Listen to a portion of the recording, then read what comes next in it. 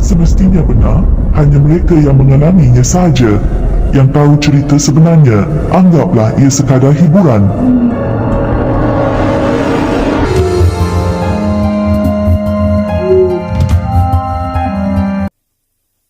Assalamualaikum warahmatullahi wabarakatuh. Apa kabar anda semua yang sentiasa sudi dan melihat cerita-cerita dalam channel Kisah Seramku ini? Seperti biasa, saya mengucapkan berbanyak-banyak terima kasih kepada anda semua yang sudi untuk like, subscribe, kemudian share cerita kisah-kisah seram di dalam channel ini. Saya doakan anda, semoga anda sentiasa sihat walafiat, panjang umur dan murah rezeki. Alhamdulillah. Seperti biasa, sebelum kita memulakan cerita seram kali ini, marilah kita sama-sama menadah tangan untuk berdoa kepada Allah. Moga-moga saya dan anda semua terhindar daripada segala gangguan makhluk halus di kalangan jin dan syaitan.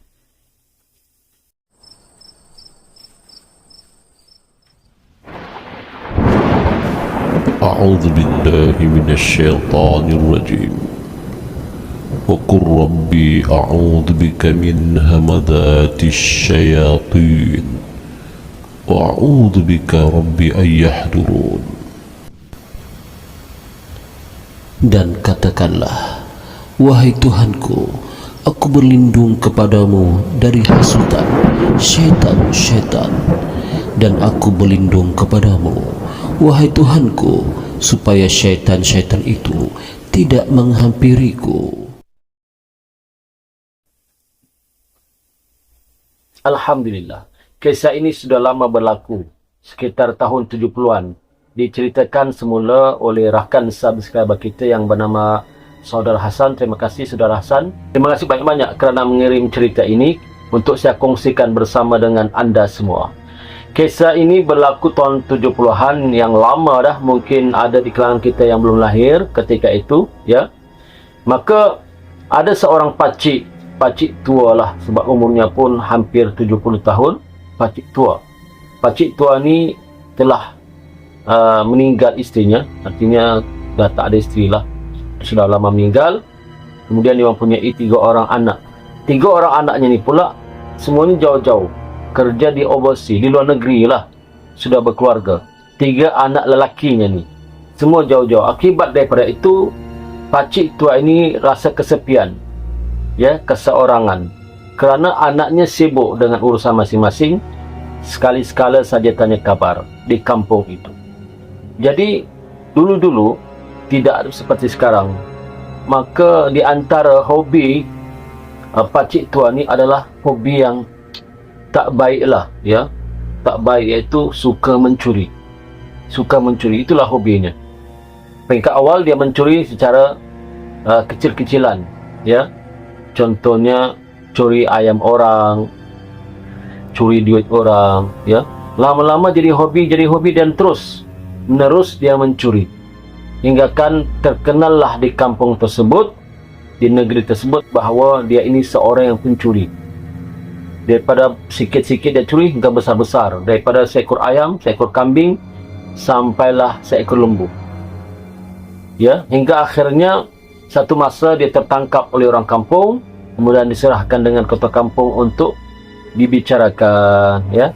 Kemudian dibawalah ke balai polis, dan pakcik tua ni sabit bersalah kerana saksi ramai dan terbukti bersalah, maka dipenjarakan. Ya, pendek cerita, setelah keluar dari penjara berapa tahun kemudian, masih lagi pakcik tua ni tak boleh hilangkan rasa keinginan, ya, untuk mencuri itu. Seolah-olah mencuri itu sudah sebati dalam diri pakcik tua ini, ya. Sekali lagi orang ramai gempar kerana banyak kehilangan harta benda, banyak kehilangan ayam, kambing, lembu dan sebagainya. Entah macam mana dia mencuri, entah macam mana menyebabkan orang-orang kampung tak sedar dia mencuri, ya, dan akhirnya terjumpa lagi oleh orang-orang ramai, tertangkap lagi dan dibawa kepada ketua kampung sekali lagi, yang istilahnya dulu panggil Tok Penghulu. Kali ini sebelum dilaporkan pada polis telah dibagi warning, dan bahkan ada orang-orang kampung yang melepaskan geram, dipukul, ditumbuk, ya, dan macam-macam lagi, sehinggalah ketua kampung meleraikannya. Katanya jangan, biarlah polis yang atur, ya, biarlah polis yang menghukumnya, jangan kita. Tapi macam mana pun pakcik ini dah lebam badannya, bengkak-bengkak badannya, merayu kepada ketua kampung, ya, merayu ketua kampung supaya tolonglah dilepaskan, dan berjanji tak mahu lagi untuk mencuri, ya. Ketua kampung pun rasa, yalah, sebagai seorang manusia, rasa kesianlah dengan pakcik tua ni, dah lah tua, keluarganya pun tak ada, anak-anak jauh, ya, maka dilepaskanlah. Dan ketua kampung berpegang pada janjinya. Katanya, kamu, ya, kalau kamu ulang lagi benda ini, kali ini tidak ada lagi belas kasihan dan tidak ada lagi apa-apa, kami terus laporkan balik ke balai polis. Kata pakcik tua ni, tolonglah, kali ini saya tidak akan lagi melakukan perbuatan yang jahat itu, iaitu mencuri. Maka dilepaskanlah pakcik tua ini perlahan-lahan dengan longlai. Dia balik ke rumahnya, perlahan-lahan dia balik ke rumah. Dalam berjalan ke rumah itu, pakcik tua ini berfikir, dalam otaknya berfikir, adakah ilmu yang menyebabkan dia ini tidak tertangkap lagi oleh orang ramai? Maka terfikir dalam pikirannya untuk belajar ilmu kebal. Ilmu kebal. Yang ilmu kebal semua orang tahu kan? Ilmu kebal ni takluk, ditikam, ya. Bahkan senjata tajam seperti pistol dan sebagainya pun takluk. Kemudian ilmu menghilangkan diri. Maka pada masa itu lebih kurang sebulan 2 bulan, kampung itu jadi aman damai balik, dan orang sudah tahu bahawa pakcik ini, mungkin ada yang setengah cakap orang kampung mungkin sudah bertaubat, kerana sudah tidak ada kes kehilangan dalam 1-2 bulan begitu. Rupa-rupanya pakcik tua ini mencari seorang bomoh yang pakar dalam hal-hal ilmu kebal dan ilmu-ilmu yang lain. Maka entah bagaimana pakcik tua ini menjumpai seorang bomoh yang tinggal di hujung nun di sana, di hujung kampung itu ada seorang bomoh, ya, seorang bomoh yang pakar dalam hal-hal begitu. Maka berjumpalah dia dengan bomoh. Bila jumpa dengan bomoh, ceritakanlah semua hajatnya. Kata bomoh itu, boleh, kalau kamu betul-betul mahu ilmu ini boleh, tapi ada syaratnya. Apakah kamu sanggup menerima syarat-syarat ini? Pakcik tua ini kata, sanggup wahai Tok Bomoh.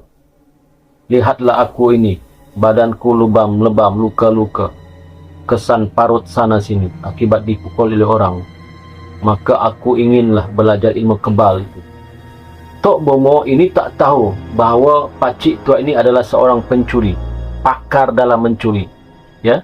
Jadi dia ingat pakcik tua ini cuma ingin mempertahankan diri, kerana pakcik tua ini menceritakan kepada Tok Bomoh dia sering dibuli kerana tidak ada keluarga yang dekat dengannya, anak-anaknya semua jauh. Betul, anak-anaknya semua di overseas.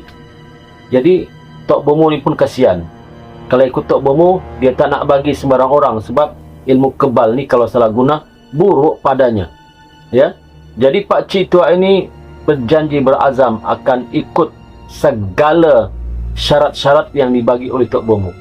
Kata Tok Bomoh, tapi walaupun ilmu ini saya boleh ajarkan kepada anda, apakah anda sanggup untuk menempuh ataupun untuk mengikuti syarat-syarat ini? Kata Tok Bomoh.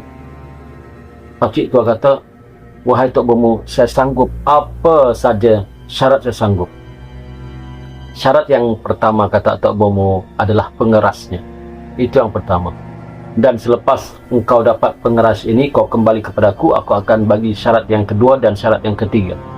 Dan selepas itu, engkau akan dapati bukan setakat engkau dapat ilmu kebal, bahkan engkau akan dapat menjadi orang yang kuat, bahkan kau boleh menghilangkan diri. Betul kata Tok Bomoh? Betul, kata Tok Bomoh. Itu pun kalau kamu mahulah. Maka kata pakcik tua, berapa tak pengerasnya? Itu Tok Bomo. Tak mahal. Cuma RM5.000. Kalau kamu dapat sediakan RM5.000, maka saya akan ajar kamu untuk syarat yang seterusnya. Boleh? Kata pakcik tua, boleh tak bagi saya tempoh untuk saya mencari RM5.000 itu? Terpulang kepada kamu. Kata Tok Bomo. Terpulang kepada kamu. Ya? Kalau kamu ada, datang sini. Maka daripada situ baliklah pakcik tua ni ke rumahnya. Dalam perjalanan tu dia berfikir lagi bagaimana dia dapat RM5.000. Kerana zaman tu tahun 70-an, RM5.000 memang banyaklah. Last dia terfikir anaknya yang berada di overseas yang sedang bekerja. Maka dia pun terus menghobi anaknya. Menghobi anaknya, menceritakan bahawa ayahnya ni ya sangat perlukan duit. Maklumlah anaknya pun jarang balik kan. Maka bila mendengar cerita ayahnya ni, anaknya sebenarnya tahu yang ayahnya ni seorang yang suka mencuri. Kerana ketua kampung, orang ramai semua menceritakan pada anak-anak pakcik tua ni bahawa ayahnya adalah seorang yang mencuri.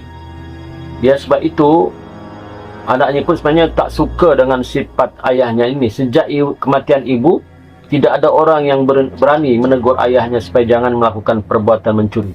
Seolah-olah mencuri itu satu hobi. Ya, maka anak yang sulung memberi syarat, ayah, kami boleh bagi ayah duit RM5.000, tapi kami minta syarat ayah. Kalau ayah dapat ikut syarat kami, insyaAllah kami akan bagi ayah duit RM5.000 itu. Kata ayahnya, apakah syarat itu nak? Ayah ni kan dah tua, kamu jarang datang sini, ayah perlukan duit, ayah seorang di sini. Iyalah ayah, saya minta, tak susah ayah syaratnya. Syaratnya ayah tinggalkanlah perbuatan yang keji itu ayah. Ingatlah kepada Allah, bertaubatlah, solatlah. Kata ayahnya, nak, insyaAllah ayah akan ikut segala nasihat anak tu, ayah ikut. Yang penting ayah dapat RM5.000. Dapatlah ayah membeli barang-barang di rumah, makan minum ayah selama kamu tiada di sini. Maklumlah kamu pun jarang balik, setahun sekali baru balik, itu pun hari raya. Mendengar kata ayahnya ini, maka anaknya itu yang 3 orang pun rasa sedih dan terus memberikan duit RM5.000 kepada ayahnya. Ya, maka daripada situlah bergembiralah ayah ini kerana dapat RM5.000. Tak banyak fikir, tak banyak tanpa beringat lagi. Ya, setelah beberapa hari kemudian, terus ayahnya ini setelah mendapat duit kiriman anaknya, terus pergi berjumpa Tok Bomo. Ya, sebelum sampai ke rumah Tok Bomo dah berkata daripada jauh lagi, dah ada duit tu ke? Kata Tok Bomo. Ada Tok Bomo? Masuklah, kata Tok Bomo. Maka pakcik tua pun masuk. Mana duitnya? Ini Tok Bomo. Nampak dalam satu sampul duit RM5.000. Bagus, kata Tok Bomo. Sekarang kamu terima syarat yang kedua dan syarat yang ketiga. Kalau kamu dapat tempuh ini, kamu dapat ikut ini, maka kamu akan menjadi orang yang kebal. Bukan setakat kebal, bahkan kamu akan jadi kuat dan pandai menghilang. Boleh? Boleh Tok Bomo. Boleh. Syarat yang pertama, start 1 hari bulan. Bulan ini kamu tidak dibenarkan mandi selama sebulan. Kamu jangan mandi selama sebulan. Ya, jangan mandi. Walaupun sedikit air membasahi badan kamu tak boleh. Syarat yang kedua, selama sebulan ini, ketika kamu berak, ya, ataupun membuang air besar lah, bahasa kita yang lemah, bahasa lembut sikit lah. Saya guna bahasa yang lembut sikit. Buang air besar, najis kamu itu, najis kamu yang pertama keluar itu, hendaklah kamu ambil dan sapu ke seluruh badan kamu. Jangan ada di badan kamu yang tidak terkena najis kamu sendiri. Boleh? Lambat pakcik tua berfikir. Las kata pakcik tua, boleh Tok Bomo? Boleh. Ingat, selama sebulan kamu tak boleh mandi. Selama sebulan asal saja kamu berak atau buang air besar, najis yang pertama keluar itu hendaklah kamu lumurkan ke seluruh badan kamu, jangan ada yang tertinggal. Maksud bomo adalah kawasan zahir yang boleh nampak. Boleh? Baik Tok Bomo, baik. Apakah kamu sanggup ikut syarat-syarat ini wahai Pakcik Tua? Baik Tok Bomo, baik, kata Pakcik Tua. Maka esok adalah 1 hari bulan, maka esok kamu jangan mandi. Ingat, kalau kamu tak boleh ikut syarat-syarat ini, apa yang kamu minta tidak akan terjadi. Ataupun kamu cuma melakukan setengah bulan, 15 hari, lepas tu kamu mandi, tak boleh. Kalau kamu nak mandi selepas sebulan, ingat, baik Tok Bomo, baiklah. Maka Pakcik Tua itu pun beransur pulang, undur diri dan balik. Maka keesokan harinya, betul-betul Pakcik Tua ini berazam. Kerana dalam pikirannya dia tak mau lagi dibuli, dalam pikirannya dia tak mau lagi dipukul orang. Bahkan apa yang dia lakukan, mencuri dan sebagainya itu, kalau boleh, orang tak boleh halang dia. Itu azamnya. Itu menyebabkan menjadi kata orang semangat Pakcik Tua ini untuk melakukan apa syarat yang dilakukan, yang disuruh oleh Bomo. Ya, menjadi kata orang pendorong kepada Pakcik Tua untuk melakukan apa yang saja syarat yang Bomo berikan. Maka hari pertama dia tak mandi. Kebiasaannya Pakcik Tua ini, dia kebiasaan setiap pagi dia selalu datang ke warung yang berhampiran dengan rumahnya. Berhampiran dengan rumahnya, tak jauh dari rumahnya ada warung. Pagi-pagi dia minum kopi sarapan di situ. Petang-petang pun dia datang borak-borak dengan orang-orang kampung. Tetapi sejak dia beramal dengan ilmu itu, dia sudah tidak pergi ke warung itu. Ya, kenapa? Sebab kalau dia pergi ke warung itu, pastilah orang-orang yang minum dan makan di warung itu akan tercium bau yang sangat busuk daripada badan Pakcik Tua ini. Sebab itu Pakcik Tua selama sebulan cuma mengurung diri, mendiamkan dirinya di dalam rumahnya sahaja. Ya.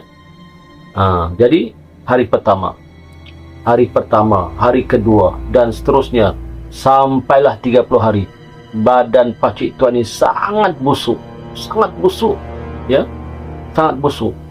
Dan selepas 30 hari barulah Pakcik Tua ini membersihkan badannya, membuang segala kain, baju-baju yang terkena najis, yang kotor, semua dibuang, dibakar. Kemudian dia pun membersihkan diri. Dan selepas dia membersihkan diri, tengah dia berjalan keluar daripada tandas. Dulu tandas orang bukan dalam rumah, dia jauh sikit dari rumah. Ketika dia berjalan dulu, dia tanpa sengaja terpijak paku. Tapi yang peliknya katanya, paku itu tak tembus pun di kakinya. Terpijak, terangkat kaki tapi tak masuk, tak lut. Baru dia sedar bahawa ilmu kebal itu telah ada dalam diri Pakcik Tua ini. Tapi dia belum puas hati. Dia cuba mencuri. Ni kali dia cuba mencuri.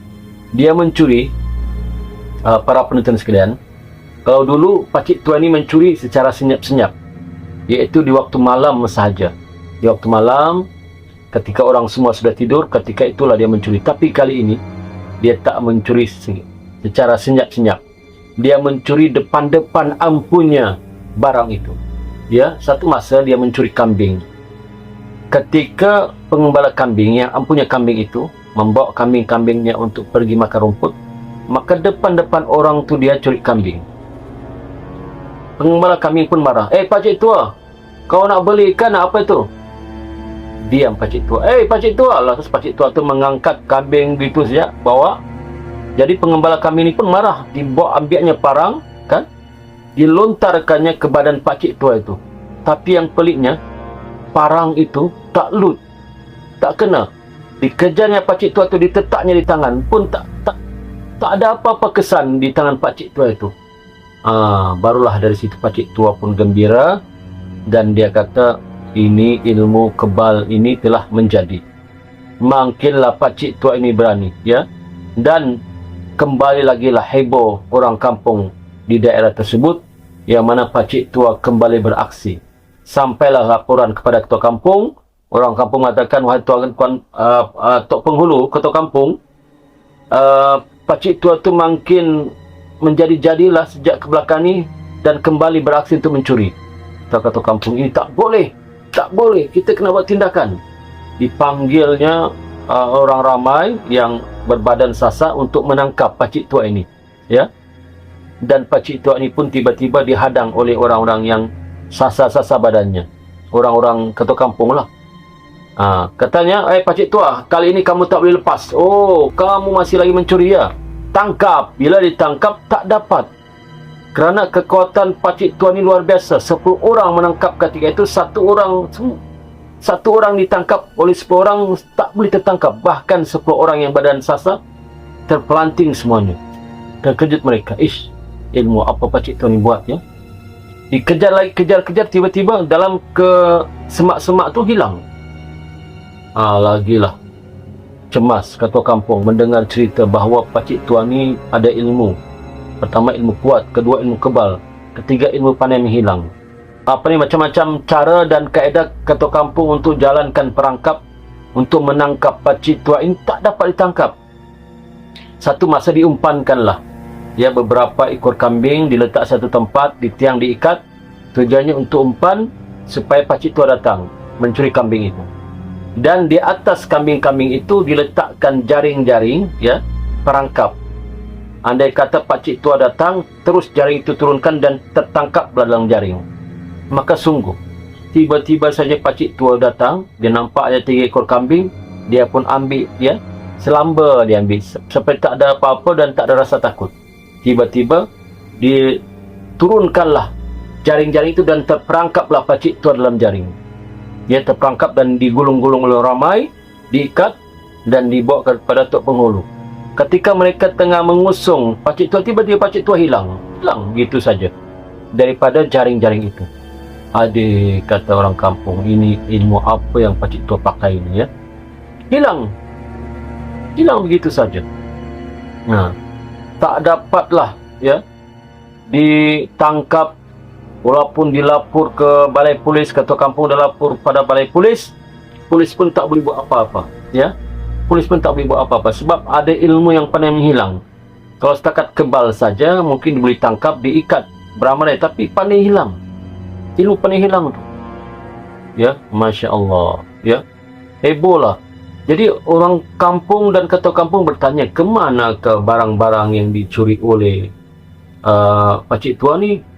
Sebab bila ketua kampung dan orang ramai datang ke rumahnya, kosong saja rumahnya.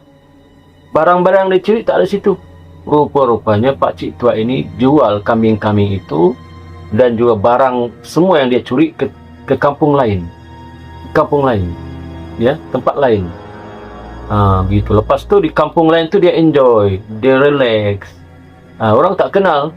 Yang kenal cuma kampung di satu tempat itu, yang tempat dia tinggal. Yang tempat lain tak tersebar lagi cerita dia mencuri. Hebat pakcik tua ni ya. Tapi kata pepatah Melayu, sepandai-pandai tupai melompat, akhirnya jatuh ke tanah juga ya. Satu masa baliklah pakcik tua ni ke rumahnya ya dalam keadaan bersiul-siul gembira. Mungkin keletihan, dia pun singgah ke satu pondok dekat sawah padi, singgah duduk sambil merokok di situ gembira, membawa harta rampasannya, harta curiannya, bukan rampasan, harta yang dicuri ya, emas dan sebagainya. Sambil baring-baring merokok, dia pun terlelap. Mungkin kerana keletihan, berjalan jauh daripada kampung yang lain, dia terlelap di satu pondok sawah padi.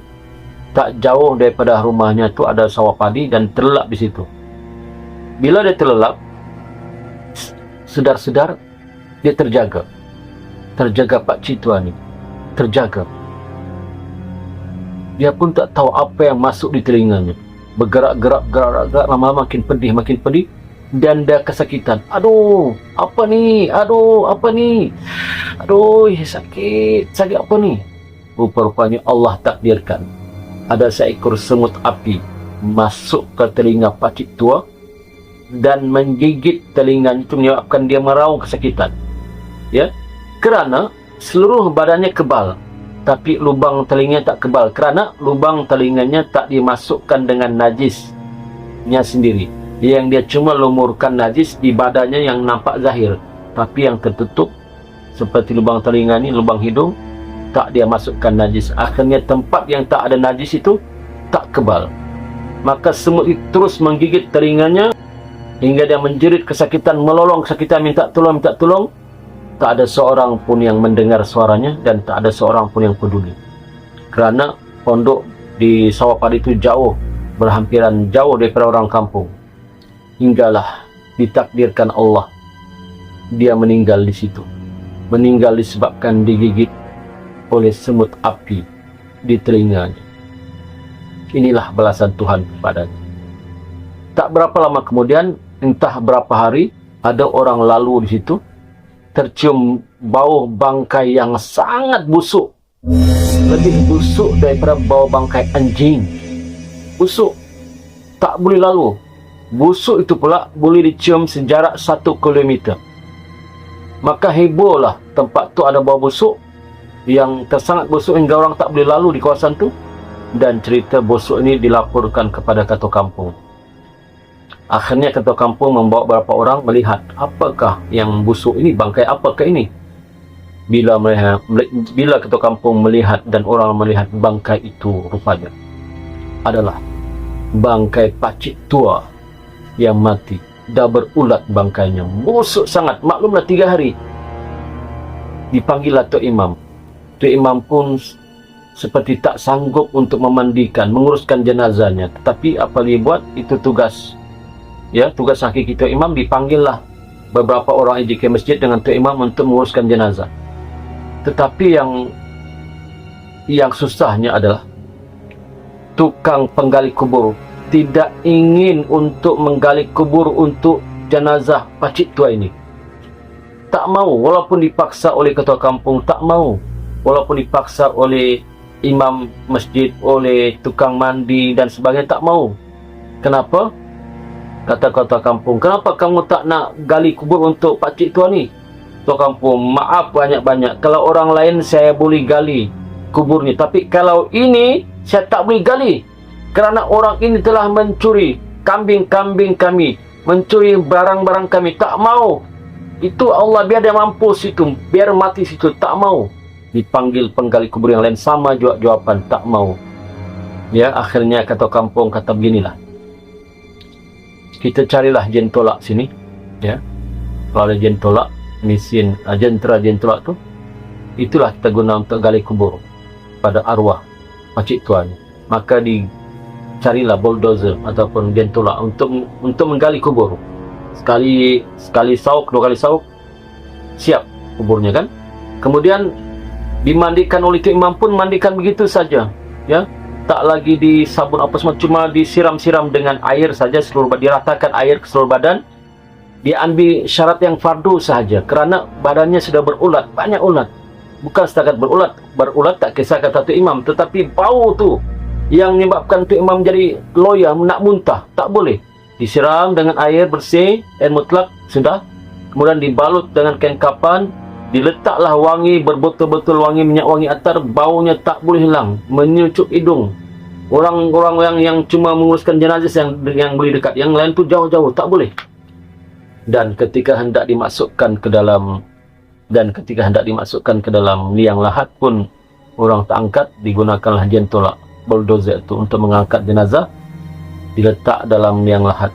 Cuma ya sebagai menghormati jenazah, adalah 2-3 orang turun untuk membetulkan kedudukan jenazah menghadap ke arah kiblat. Ya, dibetulkan, diletakkan batu-batu di belakang. Kemudian naik. Bila naik saja orang yang membetulkan mayat pakcik tua itu, bila orang ramai naik balik ke atas setelah membetulkan jasad pakcik tua itu, yang peliknya, yang luar biasanya, jasadnya kembali membelakangkan kiblat. Tetapi sebagai menghormati jenazah, walaupun sejak mana dia pun, dia adalah manusia juga, ya, manusia dan orang Islam. Maka kata Tok Imam, tolongkanlah betulkan jenazahnya, ya, betulkan menghadap kiblat. Maka turunlah beberapa orang di masjid dalam keadaan menutup hidung mereka dibetulkan jenazah ke arah kiblat. Bila AJK masjid itu naik ke atas, jenazah itu berpusing kembali membelakangkan kiblat, dan begitulah seterusnya. Maka kata Tuan Imam, itu sudah kehendak Allah, kita tak boleh, ya, itu semua kuasa Allah. Apapun kita sebagai manusia tak boleh buat apa-apa. Maka ditimbuslah, dikimbuslah, ya, diratakanlah kubur itu dengan tanah, menggunakan juga mesin jen tolak, diratakan semua sampai selesai, dibacakan doa ringkas dan talqin ringkas, maka baliklah semua yang ada di tanah kuburan itu balik ke rumah masing-masing.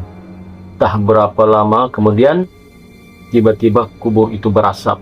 Ini kejadian yang diceritakan oleh Saudara Hasan. Kubur itu berasap, ya, bahkan bulan-bulan kubur itu berasap, ya, entah tak tahulah apa puncanya, tapi mengikut cerita daripada Imam, inilah balasan kepada orang yang melakukan kesyirikan kepada Allah SWT. Kerana bila kita beramal dengan ilmu hitam seperti ilmu kebal yang salah, melumurkan dengan najis badan pun, itu adalah ilmu hitam yang salah, kata Imam, maka boleh jatuh syirik, iaitu kufur pada Allah. Na'udzubillah min zalik, kata Imam, menceritakan apa yang berlaku. Jadi para penonton sekalian, cukup setakat itu yang dapat saya ceritakan pada kali ini. Kita ambil sisi positifnya, sisi yang baik kita ambil sebagai tauladan, sisi yang tak baik kita ambil sebagai sempadan, ya. Dan cerita ini adalah cerita yang dikisahkan oleh Saudara Hasan. Sama ada anda percaya atau tidak, terpulang hanya orang yang mengalaminya sahaja yang tahu cerita ini benar ataupun tidak.